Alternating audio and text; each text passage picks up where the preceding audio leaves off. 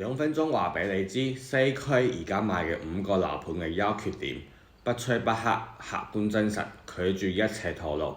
點個讚，繼續睇。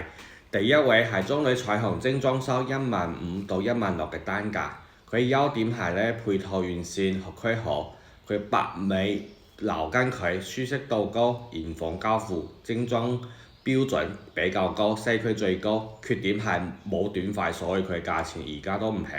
第二位咧係華潤人行公園世紀精裝修12000到14000個單價，優點係稀缺嘅一字板樓，戶戶朝南，央企現房品質高，園林綠化好。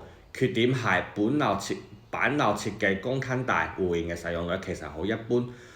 佢嘅走廊咧導致兩戶嘅私密性比較差，而且1到4棟咧未來有高鐵嘅噪音影響。第三位係越秀天月灣精裝修，單價11000到15000，缺點係稀缺嘅專梯入戶嘅產品。國企現房得房率係西區最高，8%左右，79方可以做到3房。缺點係近高鐵，而且交標有啲問題，不少業主維權。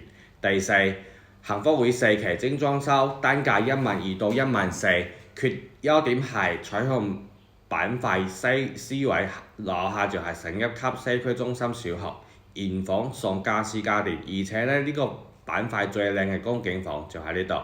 缺點係小區相對細啲，品質不屬於最好。第五係晉龍匯景灣，毛坯係11000到12000，精裝修係12000到13000，優點係位置好，佢個生活配套都比較完善，物業係好嘅。跟住而家送豪裝2000蚊一方嘅裝修標準，缺點係小區細，綠化一般，學區一般上唔到鐵城。